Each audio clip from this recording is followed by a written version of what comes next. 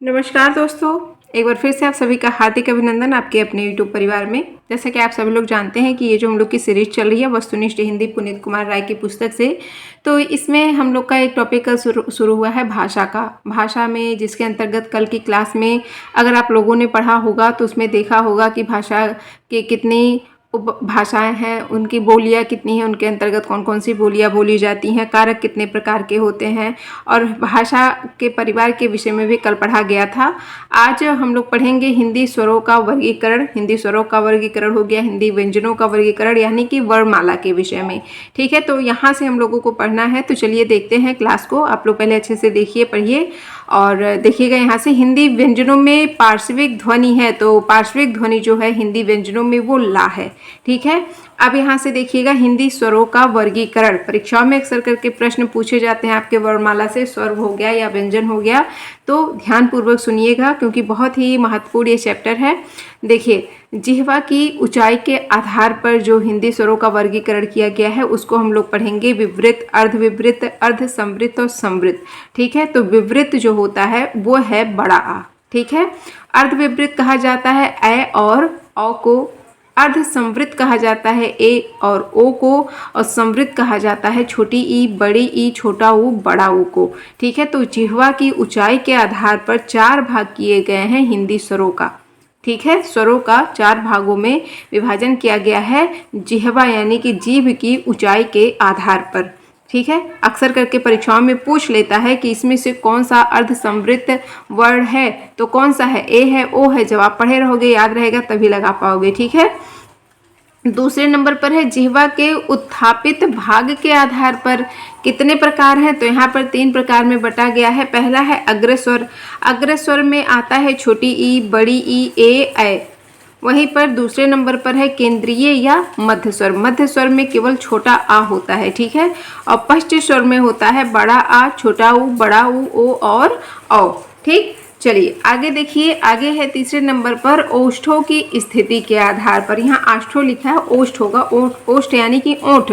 तो इसकी स्थिति के आधार पर स्वर के वर्गीकरण क्या है, तो प्राश्रित। प्राश्रित का मतलब होता है सहज या आवर्तुल, तो वो है छोटी ई, बड़ी ई, ए और ए। ठीक है, दूसरे नंबर पर है वर्तुल। वर्तुल में है छोटा ऊ, बड़ा ऊ, ओ, औ।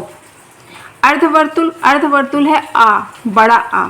ठीक है, चलिए जिह्वा पेशियों के तनाव के आधार पर, तो जिह्वा यानी जीभ की पेशियों के तनाव के आधार पर जो स्वर के वर्गीकरण किए गए हैं वो 2 प्रकार के किए गए हैं। एक है शिथिल, दूसरा है कठोर। तो शिथिल में आ जाएगा छोटा आ, छोटी ई, छोटा ऊ। वहीं पर कठोर में आ जाएगा आपका बड़ा आ, बड़ी ई और बड़ा ऊ। ठीक है, अब मात्रा के आधार पर, तो मात्रा के आधार पर स्वर के 2 भेद है, एक ह्रस्व स्वर है, दूसरा दीर्घ स्वर है। तो ह्रस्व स्वर में आप सभी लोग जानते हैं छोटा आ, छोटी, छोटा ऊ, ए और ओ आता है। वहीं पर आपके दीर्घ स्वर में बड़ा आ, बड़ी ई, बड़ा ऊ, ए और औ आता है। ठीक है, अब चलिए अब स्थान के आधार पर पढ़ लेते हैं स्वर के वर्गीकरण पर। तो स्थान के आधार पर होता है कंठ। कंठ में आएगा आपका छोटा अ और आहा।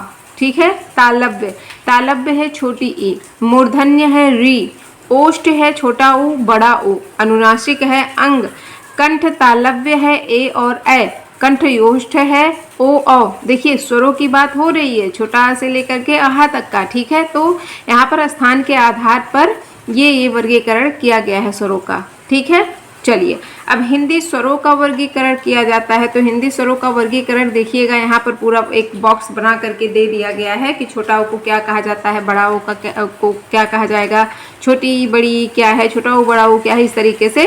तो एक बार पढ़ लेते हैं हम लोग। देखिए यहाँ पर छोटा आ मध्य स्वर।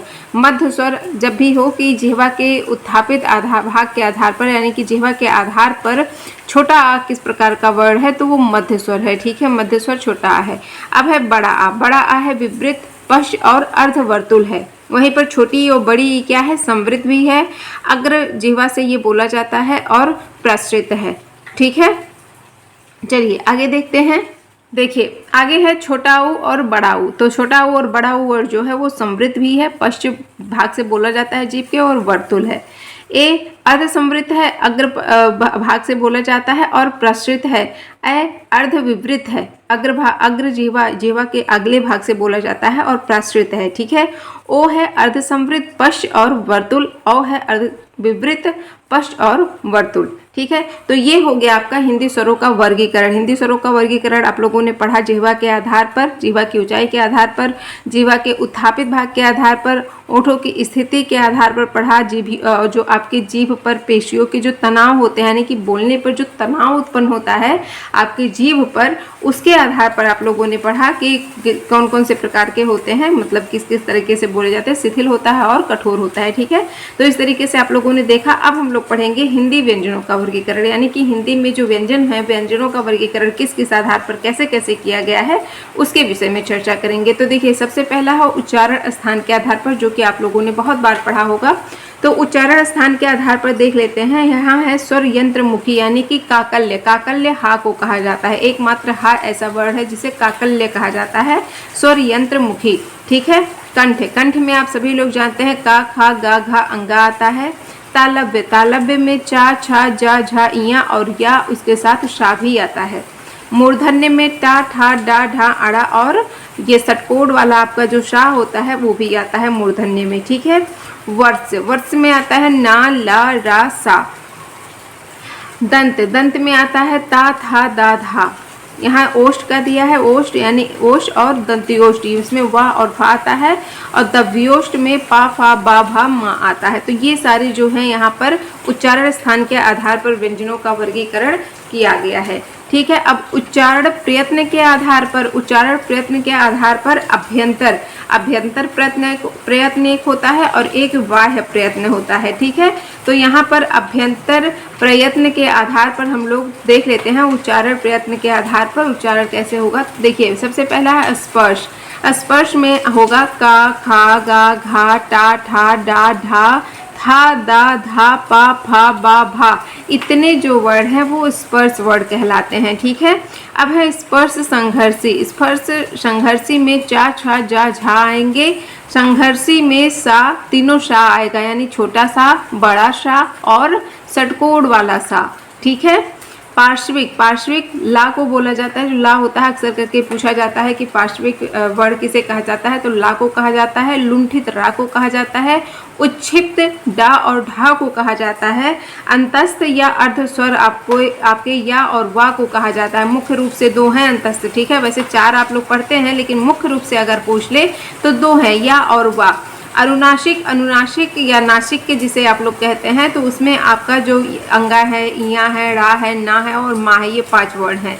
ठीक, चलिए अगला है उच्चारण प्रयत्न, यानी कि बाह्य प्रयत्न के आधार पर हम लोग देख लेते हैं वर्गीकरण किसका, हिंदी व्यंजनों का। तो आघोष, घोष, अल्पप्राण, महाप्राण अक्सर करके परीक्षाओं में बहुत ज़्यादा बच्चों को कन्फ्यूजन होती है, तो यहाँ पर ध्यानपूर्वक आप लोग सुन लीजिएगा।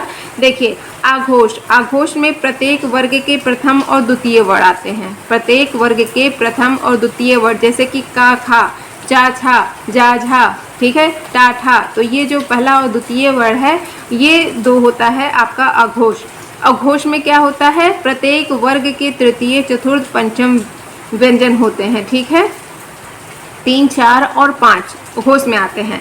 अल्पप्राण क्या होते हैं, अल्पप्राण प्रत्येक वर्ग के प्रथम, तृतीय, पंचम व्यंजन आते हैं इसमें अल्पप्राण में, यानी कि 135, ये बताया है ना मैंने, 135 पहला, तीसरा और 5वां व्यंजन जो होता है वो अल्पप्राण कहलाता है। ठीक है, और महाप्राण में द्वितीय और चतुर्थ व्यंजन कहलाता है। ठीक, आगे चौथे नंबर पर देखिए पेशीय तनाव के आधार पर। तो पेशीय तनाव के आधार पर 2 भागों में बांटा गया है, कठोर और शिथिल। यहाँ आपके जो स्वर व्यंजन थे उसको भी पेशीय तनाव के आधार पर, यानी जिह्वा की पेशीय तनाव के आधार पर बांटा गया था। तो कठोर, कठोर में आघोष और महाप्राण व्यंजन जो होते हैं वो आ जाएंगे, और शिथिल में घोष और अल्पप्राण व्यंजन आ जाते हैं। ठीक है, चलिए आगे देखिएगा, हिंदी व्यंजनों में का वर्ग की सभी ध्वनियाँ हैं। तो का वर्ग की सभी ध्वनियाँ कंठ कहलाती हैं। हिंदी व्यंजनों में उच्चारण स्थान के आधार पर चा वर्ग की सभी ध्वनियाँ हैं। तो चा वर्ग की सभी ध्वनियाँ तालव्य कहलाती हैं। ठीक है, उच्चारण स्थान के आधार पर हिंदी व्यंजनों में टा वर्ग की सभी ध्वनियाँ क्या हैं, तो मूर्धन्य है। उच्चारण स्थान के आधार पर हिंदी व्यंजनों में ता वर्ग की सभी ध्वनियाँ हैं। तो ता वर्ग की सभी ध्वनियाँ दंत कहलाती हैं, ना वर्ग से है। ठीक है, उच्चारण स्थान के आधार पर हिंदी व्यंजनों में पावर की सभी ध्वनियाँ क्या कहलाती हैं? तो दव्योष्ट कहलाती हैं। हिंदी की उच्छिप्त ध्वनियाँ हैं, तो उच्छिप्त ध्वनियाँ दो हैं, एक डा और दूसरा ढा। हिंदी में द्विगुण व्यंजन है, तो द्विगुण व्यंजन जो होते हैं डा और ढा, देखिए यहाँ नीचे बिंदी लगी रहती है डा ढा, तो ये द्विगुण व्यंजन कहलाते हैं। ठीक है।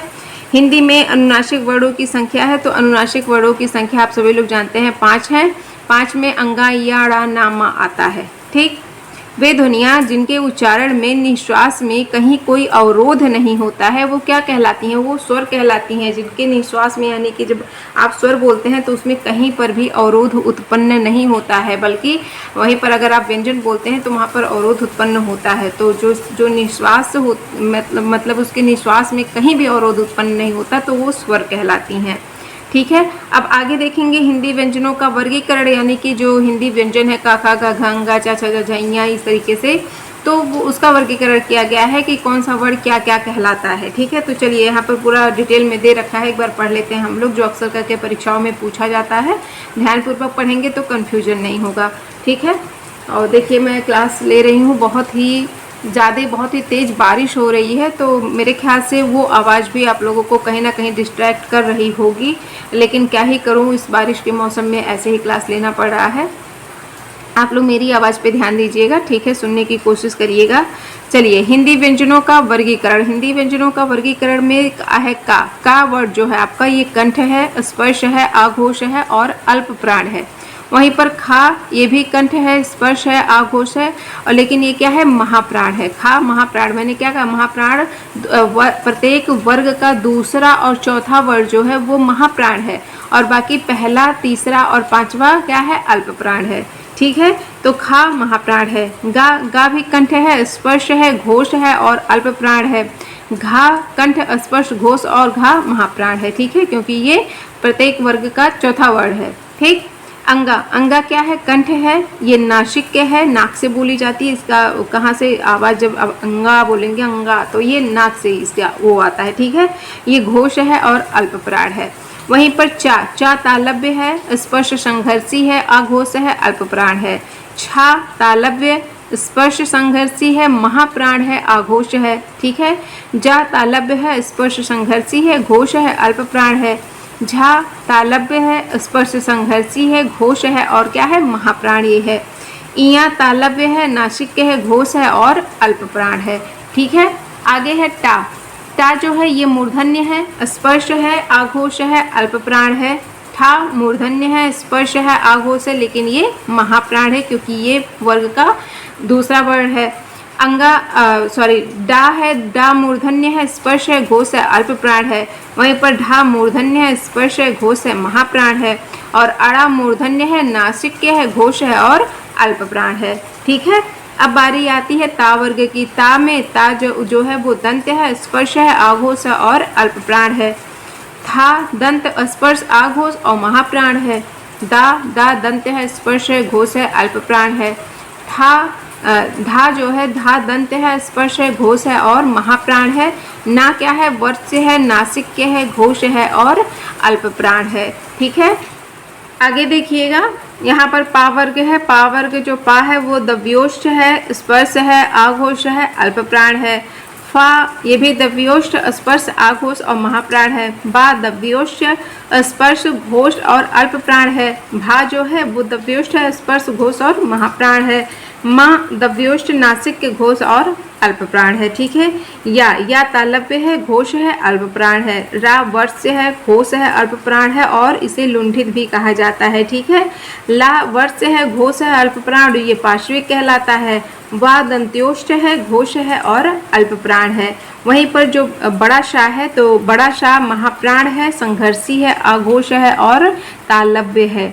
ठीक है। तालव्य शाह जो षटकोण वाला सा है, महाप्राण है, संघर्षी है, आघोष है। छोटा सा महाप्राण है, संघर्षी, आघोष है। और हा महाप्राण, संघर्षी, घोष और काकल्य है। ठीक है। तो हा को काकल्य कहा जाता है, याद रखिएगा। ला है पार्श्विक। ठीक है। और रा है लुंठित। तो कुछ ऐसे पॉइंट हैं जो आपको याद रखना हर हाल में बहुत ही ज़रूरी है। जैसे कि द्विगुण व्यंजन पूछ ले तो द्विगुण व्यंजन क्या है? डा और ढा है।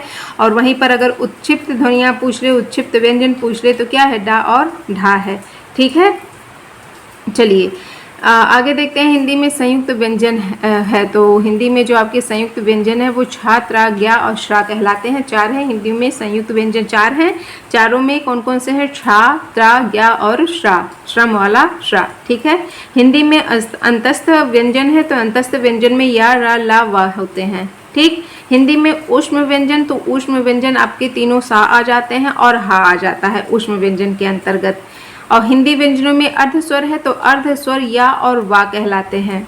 वे ध्वनियाँ जिनका उच्चारण करते समय निश्वास में कहीं ना कहीं अवरोध होता है वो क्या कहलाते हैं? व्यंजन कहलाते हैं।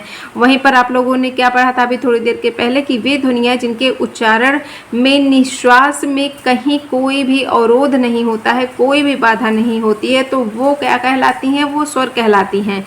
लेकिन जो व्यंजन है उसके जब उसका उच्चारण किया जाता है तो उसके उच्चारण करते समय निश्वास में कहीं ना कहीं अवरोध, कहीं ना कहीं बाधा उत्पन्न जरूर होती है, बाधा होती है। ठीक है। चलिए अब हिंदी वर्णमाला, हिंदी वर्णमाला यहाँ पर क्या क्या है, कौन कौन से हैं, एक बार पूरा हम लोग देख लेते हैं।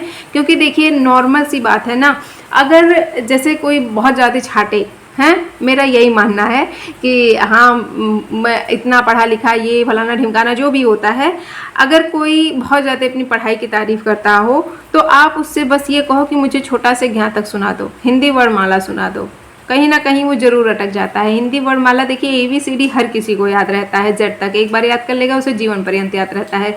लेकिन छोटा बड़ा नॉर्मली हर किसी को याद ही नहीं रहता है, तो छोटा से ज्ञा तक वो अच्छे से नहीं सुना पाता है, तो क्या ही खाक बता पाएगा कि इसमें स्वर कौन सा है, व्यंजन कौन सा है, संयुक्त व्यंजन क्या है और अंतस्थ व्यंजन क्या है या द्विगुण व्यंजन क्या है, नॉर्मली किसी को पता ही नहीं होता है जल्दी। ठीक है। मतलब मैं आप लोगों की बात नहीं कर रही हूँ, जो तैयारी कर रहे हैं उन्हें तो याद ही है, याद करना मजबूरी है, याद करना जरूरी है।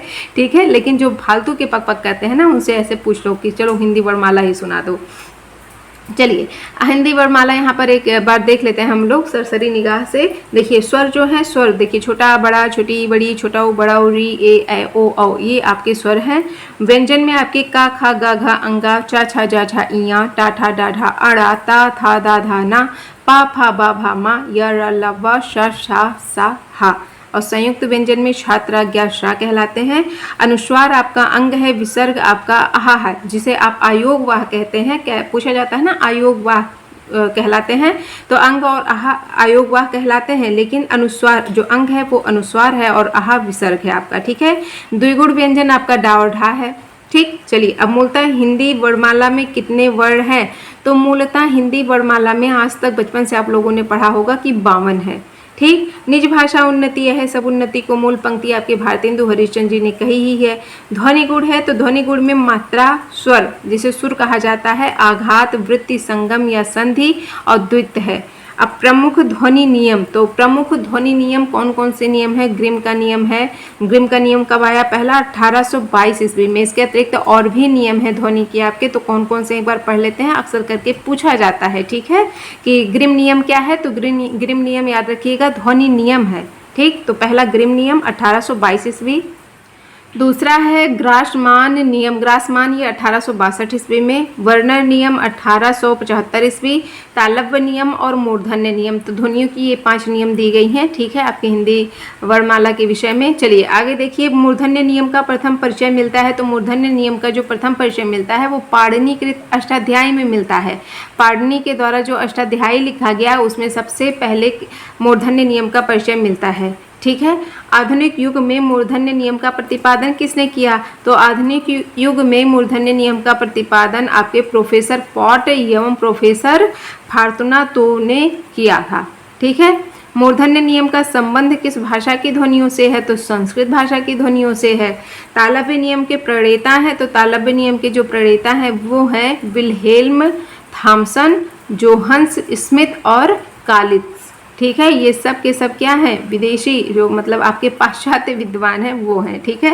वर्नर, वर्नर या फिरनर जो भी नाम है नियम के, ये जो नियम है वर्नर नियम या फिरनर नियम, तो इसके अपवादों का समाधान है, तो मिथ्या सादृश्य है। ठीक है। ग्रिम ने अपना ध्वनि नियम कब प्रतिपादित किया, तो इन्होंने किया 1822 ईस्वी में। ग्रिम के ध्वनि नियम को ग्रिम नियम की संज्ञा किसने दी? तो मैक्स मूलर ने दी। ठीक है, ग्रिम के जो ध्वनि नियम ग्रिम ने दिया ध्वनि नियम, तो उसी ग्रिम नियम की संज्ञा आपके मैक्स मूलर ने दी है। ठीक है, ग्रिम नियम का संबंध है, तो ग्रिम नियम का संबंध भारोपीय एवं जर्मनिक शाखा की ध्वनियों से है। ठीक, ग्रिम के अनुसार प्रथम एवं द्वितीय ध्वनि परिवर्तन कब हुआ? तो क्रमशः ये पहला जो है प्रागैतिहासिक काल में हुआ, 6वीं और 3री शताब्दी ईसा पूर्व के मध्य में, और दूसरा 7वीं शताब्दी ईस्वी के लगभग हुआ। ग्रिम के द्वितीय ध्वनि परिवर्तन नियम का संबंध किससे है? तो इनका संबंध है निम्न जर्मन और उच्च जर्मन से है। ठीक है, ग्रिम नियम के अपवादों का समाधान किसने प्रस्तुत किया? तो इनके अपवादों का समाधान प्रस्तुत किया हेमार्न ग्रासमान ने। ठीक है, ग्रासमान नियम आया था किसके बाद? ग्रिम नियम के बाद। कब आया था? 1862 ईस्वी में। तो ये जो ग्रिम नियम है तो उनके अपवादों का समाधान इन्होंने प्रस्तुत किया था। मानस्वर की कल्पना किसने की? तो मानस्वर की कल्पना की है 1953 ईस्वी में डेनियल जोन्स ने। ठीक है, मानस्वर कितने हैं? मानस्वर 8 हैं। गौड़ मानस्वरों की संख्या कितनी है? तो गौड़ मानस्वरों की संख्या 7 है। अब यहाँ मानस्वर कौन कौन से हैं तो एक बार देख लेते हैं किनके द्वारा दिया गया है? डेनियल जोन्स के द्वारा। तो यहाँ पर 8 मानस्वर हैं। तो देखिए, अग्र समृद्ध, बड़ी ई, ठीक है, आई, ई, ए, फिर यहाँ पर कुछ नहीं दिया है, ये ओ है, ये यू है। ठीक है, तो देखिए यहाँ पर एक बिंदी दी गई है। ठीक, तो ये जो भी इन लोग का नियम जिस प्रकार से इन लोगों ने दिया है, तो जो मानस्वर कहलाते हैं, मानस्वरों की संख्या 8 है और गौड़ मानस्वरों की संख्या 7 है। याद रखिएगा, मानस्वर की कल्पना किसने की है? तो डेनियल जोन्स ने की है। अगर समय पूछ ले कब, तो 1953 ईस्वी। अब मानस्वर कौन कौन से एक बार पढ़ लेते हैं। अग्र समृद्ध, बड़ी ई, अग्र अर्ध समृद्ध ए, अग्र अर्ध विवृत ए, अग्र विवृत आ, पश्च विवृत बड़ा आ, पश्च अर्ध विवृत आ जिसके ऊपर ये चंद्रबिंदु होता है, पश्च अर्थ समृद्ध ओ, पश्च समृद्ध बड़ा ओ। ठीक है, तो ये 8 मानस्वर दिए गए हैं डेनियल जोन्स के द्वारा। ठीक, आगे देखते हैं। उच्चारण की दृष्टि से भाषा की लघुत्तम इकाई है, तो भाषा की लघुत्तम इकाई ध्वनि है, और पता नहीं कितनी बार ये परीक्षाओं में प्रश्न पूछा गया है, महत्वपूर्ण है। ठीक है, सार्थक ध्वनियों के समूह को कहते हैं, तो सार्थक ध्वनियों के समूह को शब्द कहते हैं, ये भी बहुत ही महत्वपूर्ण है। जब शब्द विभक्तियों के योग से वाक्य में प्रयुक्त होता है तब उसे क्या कहते हैं? तब उसे पद या रूप कहते हैं। ठीक है, इंपॉर्टेंट है। कोपेनहेगन संप्रदाय के प्रमुख भाषा शास्त्री हैं, तो इनके प्रमुख जो भाषा शास्त्री हैं वो है रामस रास्क और जेस्पर्सन। ठीक है, रूसी संप्रदाय के प्रमुख भाषा वैज्ञानिक है, तो रूसी संप्रदाय के जो प्रमुख भाषा वैज्ञानिक हैं उनके नाम है बादविन दा कुर्तने और कुजेफस्की, शेरवा और फुर्त नातफ है। ठीक है, जेनेवा संप्रदाय के प्रमुख भाषा वैज्ञानिक हैं, तो जेनेवा संप्रदाय के जो भाषा वैज्ञानिक हैं वो है सोसूर, चार्ल्स बेली, अल्बर्ट से शेहे। ठीक है, ये नाम है इनका। आगे है ब्रिटिश संप्रदाय के प्रमुख भाषा वैज्ञानिक है, तो ब्रिटिश संप्रदाय के जो प्रमुख भाषा वैज्ञानिक है वो है Sweet, Jones, A Ellis, sir Isaac Pitman, J R Firth, M.A.K. Halliday. ठीक है, तो ये सब के सब ब्रिटिश संप्रदाय के प्रमुख भाषा वैज्ञानिक हैं। प्राह संप्रदाय के प्रमुख भाषा वैज्ञानिक हैं विलेम मथेसियुस और त्रेबेत्स्काय। ठीक है, तो ये दोनों किसके हैं? प्राह संप्रदाय के प्रमुख भाषा वैज्ञानिक हैं। अमेरिकी संप्रदाय के महत्वपूर्ण भाषा वैज्ञानिक कौन कौन है? तो देख लेते हैं। फ्राज बोवास हैं, ब्लूमफील्ड, केनेथ पाइक, एडवर्ड सपीर, बेंजामिन ली वोल्फ, नोएम चोम्स्की। ठीक है, लॉग एवं पारोल की अवधारणा किसकी देन है? तो सोसूर की ये अवधारणा है। ठीक है, और सोसूर कौन है? सोसूर जेनेवा संप्रदाय के प्रमुख भाषा वैज्ञानिकों में से एक हैं। ठीक, आधुनिक भाषा विज्ञान के जनक माने जाते हैं, तो आधुनिक भाषा विज्ञान के जनक भी सोसूर ही माने जाते हैं। इंपॉर्टेंट ये प्रश्न है। किस भाषा वैज्ञानिक ने सर्वप्रथम संस्कृत से द्रविड़ भाषाओं का अंतर दिखाया? तो वो रामस रास्क हैं। ठीक है, चलिए। यूरोप में संस्कृत का अध्ययन प्रस्तुत करने का सर्वप्रथम श्रेय किसे है? तो विलियम जोन्स को है। बहुत ही महत्वपूर्ण ये टॉपिक है। ठीक है, आगे है handbook of American Indian languages के लेखक हैं फ्रांस बोवास हैं। और टैग्मी मिक्स नामक एक नए भाषा के विश्लेषण की पद्धति का विकास किसने किया? तो केनेथ पाइक ने किया है। वाक्य के संदर्भ में सार्वभौमों की बात किसने की? तो नोएम चॉम्स्की ने की। हैंडबुक ऑफ फोनेटिक्स के लेखक हैं हेनरी स्वीट हैं। सिस्टेमिक व्याकरण के जनक हैं M.A.K. हैलिडे। किस प्रकार का व्याकरण? सिस्टेमिक व्याकरण के जनक। ठीक है। रूपवादी किस संप्रदाय के भाषा शास्त्रियों को कहा जाता है? तो कोपेनहेगन संप्रदाय के भाषा शास्त्रियों को क्या कहा जाता है? रूपवादी। ये महत्वपूर्ण है। डोइच ग्रामाटिक पुस्तक के लेखक हैं ग्रिम हैं। यूरोप में भाषा विज्ञान के क्षेत्र में सर्वप्रथम विचार कहाँ हुआ था? तो ग्रीस में हुआ था। ठीक है। ग्रीस में सबसे पहले भाषा विज्ञान के क्षेत्र में सर्वप्रथम विचार हुआ था। भाषा विज्ञान की बाइबल कही जाने वाली पुस्तक लैंग्वेज के लेखक हैं ब्लूमफील्ड। इंपॉर्टेंट है इनकी पुस्तक का नाम। ठीक है। खंड स्वनिम है। खंड स्वनिम जो है स्वर एवं व्यंजन को खंड स्वनिम कहा जाता है। खंडेतर स्वनिम क्या है? तो खंडेतम स्वनिम मात्रा, अनुनासिकता, बलाघात, अनुतान संगम है। ठीक है। भाषा की व्याकरणिक योग्यता प्राप्त न्यूनतम इकाई है तो वो पद है। भाषा की पूर्ण सार्थक इकाई वाक्य है। भाषा के अंग हैं तो भाषा के अंग ध्वनि, शब्द, रूप, वाक्य, अर्थ है। भाषा के दो आधारभूत तत्व कौन कौन से हैं? तो ध्वनि एवं अर्थ है। तो इसमें से आपका जो ये तीनों चारों पॉइंट है ये बहुत ज़्यादा महत्वपूर्ण है। ठीक है। भाषा के स्वभावगत विशेषताएं। भाषा की जो स्वभावगत विशेषताएं हैं वो कौन कौन सी हैं? तो देख लेते हैं। भाषा सामाजिक वस्तु है। भाषा परंपरागत वस्तु है। भाषा अर्जित वस्तु है। भाषा परिवर्तनशील होती है। भाषा की भौगोलिक एवं ऐतिहासिक सीमा होती है। प्रत्येक भाषा की संरचना पृथक एवं स्वतंत्र होती है। भाषा कठिनता से सरलता की ओर उन्मुख होती है। और ये जो पॉइंट है ना कि भाषा की स्वभावगत विशेषताएं यानी भाषा की कौन कौन सी विशेषताएं होती हैं, ये परीक्षाओं में पूछे जाते हैं। बहुत ही ज़्यादा महत्वपूर्ण है। खास करके आपके यूजीसी नेट का अगर आप लोग पेपर सॉल्व करेंगे प्रीवियस ईयर का तो उसमें भर भर के इसका क्वेश्चन मिलता है भाषा की विशेषताओं के विषय में। ठीक है। आगे है भाषा स्थूल से सूक्ष्म की ओर जाती है। भाषा संयोगावस्था से वियोगावस्था की ओर जाती है। भाषा में सामाजिक दृष्टि से स्तरभेद होता है। भाषा का कोई अंतिम स्वरूप नहीं होता है। भाषा पैतृक एवं जन्म सिद्ध नहीं होती है। अगर कोई कहे कि भाषा हमें पितरों से मिलती है, मतलब जो माता पिता से मिलती है, तो ऐसा नहीं है। ठीक है। भाषा सीखी जाती है। भाषा पैतृक एवं जन्म सिद्ध नहीं होती है। मान लीजिए मैं हिंदी बोलती हूँ, ठीक है, लेकिन कल को मेरे बच्चे हैं, छोटे बच्चे हैं, अगर मैं अपने छोटे बच्चों को लेकर के कहीं विदेश चली जाती हूँ तो मेरे बच्चों की भाषा अपने आप चेंज हो जाएगी वहाँ पर जा कर के। वो देखिए अपनी बात ही नहीं है, मतलब कोई भी हो, जहाँ जैसा माहौल जिसको मिलेगा ना वो ऐसे ही भाषा सीख लेगा। ठीक है। अगर हिंदी उसे आएगा भी तो भी वो जहाँ पर जिस जगह पर जाएगा तो वहीं की भाषा वो सीख लेगा। अगर मान लीजिए आप इंडियन हैं लेकिन आप फिर जा कर के कहीं विदेश में सेटल हो जाते हैं, फिर वहाँ आपकी शादी वगैरह होती है या फिर आपके बच्चे वहाँ होते हैं तो वहाँ आपके बच्चे अंग्रेज ही बनेंगे। ठीक है। अगर मतलब मूल रूप से अगर वो वहीं रह जाते हैं तो ठीक। तो इसीलिए भाषा पैतृक एवं जन्म सिद्ध नहीं होती है। भाषा की रचनात्मक विशेषताएं कौन कौन सी हैं तो वो देख लेते हैं। देखिए, भाषा मानव मुख से उच्चरित ध्वनि समूह है। भाषा एक व्यवस्था में बद्ध होती है, यादृच्छिकता होती है, उसमें रूढ़ता होती है, द्वैतता होती है, क्रमबद्धता होती है, सार्थकता होती है भाषा में, और भाषा विशेषीकरण होता है। ठीक है। तो आज के क्लास में बस इतना ही हम लोग रहने देते हैं। भाषा की रचनात्मक विशेषताएं के विषय में भी हम लोगों ने पढ़ा और भाषा की जो स्वभावगत विशेषता है उसके विषय में भी हम लोगों ने देखा। और उम्मीद है कि आप लोगों को जो ये आपका वर्णमाला है, स्वरों का वर्गीकरण, व्यंजनों का वर्गीकरण, ये अच्छे से आप लोगों ने पढ़ा होगा, समझ में आया होगा। ना भी आया हो तो ज़रूरी नहीं है कि एक बार वीडियो पढ़ लेने से, देख लेने से आपको सारी चीज़ें अच्छे से याद हो जाएंगी। हाँ, अगर तैयारी आपकी पहले से रहेगी तो ये और भी ज़्यादा मजबूत हो जाएगी, लेकिन कोशिश करिए कि 2 से 3 बार उन चीज़ों को आप पढ़ लें जिससे आपको ये सारे के सारे टॉपिक अच्छे से याद हो जाएं।